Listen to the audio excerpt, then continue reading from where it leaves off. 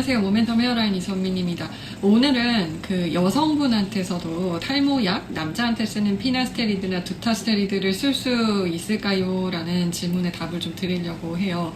일단 기전상 안드로겐 탈모를 막는데 도움이 이제 되겠죠.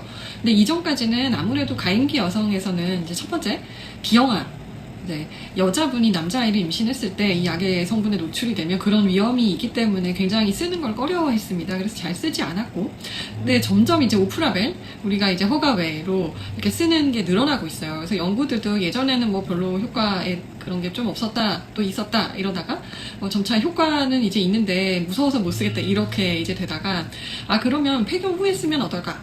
그리고 난소나 자궁 수술을 해서 임신 위험이 없고, 이런 여성에선 쓸 수 있지 않을까라고 하면서 이제 쓴 게 데이터들이 이렇게 조금 쌓여가고 있는 추세예요.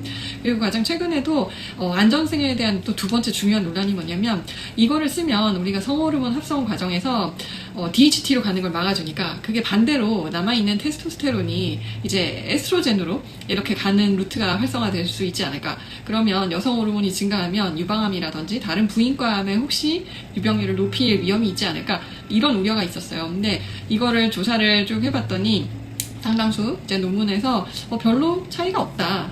기존에 우리가 자연 발생하는 유방암보다 더 늘지 않았다. 그래서 좀 안전하게 쓸 수 있겠다. 이렇게 지금 좀 어느 정도 논문들이 나온 상황이에요. 그래서 제 블로그에도 포스팅을 했고, 그래서 두 가지 안전성 이슈가 어느 정도는 조금 잘 적절하게 적응증을 선별을 해서 하면은 좀 해소할 수 있겠다. 이런 식으로 좀 결론 내렸고요.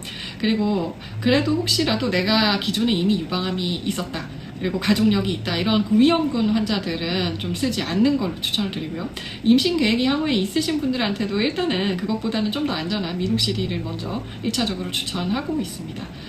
그리고 만약에 그럼 또 물어보시는 게, 최근에 이제 아내가 약을 드시고 있었던 거예요. 그런데 그거 끊은 지 뭐 한 2달 후에 임신이 되셨는데 이게 안전할까, 이렇게 물어보시는 경우가 있었어요. 근데 어느 정도는 안전하다. 물론 이제 산부인과 선생님이랑 의논은 해야 되는데요. 이제 우리가 반감기를 따져요. 반감기가 이제 몸에서 얘들이 분해가 되고 또 생물학적으로 이렇게 빠져나가고 이런 걸 다 고려를 했을 때, 피나스테리드는 이제 보통 반감기가 한 4-5시간 정도고, 두타스테리드는 좀 더 길어서 이제 5일에서 7일 정도예요.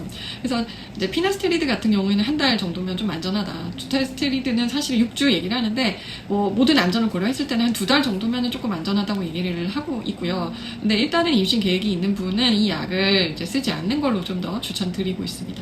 이상입니다. 감사합니다.